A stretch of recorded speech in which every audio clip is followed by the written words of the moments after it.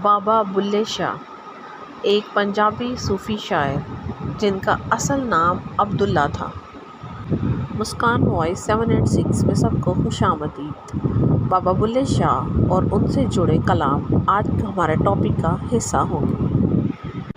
بابا بلے شاہ 1680 میں مغلیہ سلطنت کے عروج میں اوچ گیلانیہ میں پیدا ہوئے اور بعد میں قصور شفٹ ہو گئے۔ انہوں نے ابتدائی تعلیمی وہیں سے حاصل کی۔ بلے شاہ کی شاعری مغلیہ سلطنت کے عالمگیر عہد کی روح کے خلاف رد عمل کا نمایاں ترین مظہر ہے۔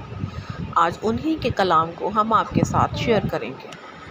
جے عشق کرنا گناہ لوکو، میں عشق کیتا مینوں مار دیو۔ موت نہ ویکھے عمر نوں تے عشق نہ ویکھے ذات۔ پڑھ پڑھ کتاباں علم دیاں تو نام رکھ لیا قاضی۔ ہاتھ وچ پھڑ کے تلوار نام رکھ لیا غازی۔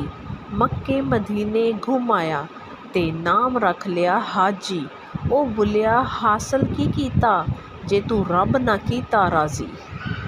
نہ کر بندیا میری میری، نہ تیری نہ میری۔ چار دناں دا میلہ دنیا پھر مٹی دی ٹیری۔ مسجد ڈھا دے مندر ڈھا دے، ڈھا دے جو کچھ ڈیندا۔ ایک بندے دا دل نہ ڈھاویں، رب دلاں وچ رہندا۔ برے بندے نوں میں لبھن ٹریا پر برا نہ ملیا کوئی۔ جد میں اندر جھاتی پائی تے میں تو برا نہ کوئی۔ اس نال یاری کدی نہ کری جس نوں اپنے تے غرور ہووے۔ ماں باپ نوں برا کدی نہ کہیں چاہے لکھ انہاں دا قصور ہووے۔ راہ چلدے نوں دل نہ دیویں چاہے لکھ چہرے تے نور ہووے۔ او بلیا دوستی صرف اوتھے کری جتھے دوستی نبھاون دا دستور ہووے۔ غصے وچ نہ آیا کر، ٹھنڈا کر کے کھایا کر۔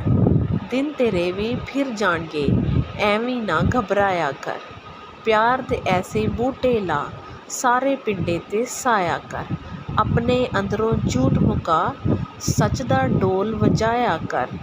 رکھی سکھی کھا کے تو سجدے وچ ٹر جایا کر۔ من اندروں تو جھاڑو دے، اندر باہر صفایا کر۔ ایسے نقطے وچ گل مکدی اے، پھڑ نقطہ چھوڑ حساباں نوں۔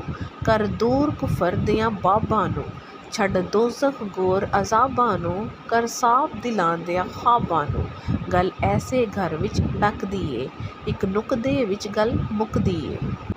ایویں متھا زمین گھسائی دا، لمما پا محراب دکھائی دا۔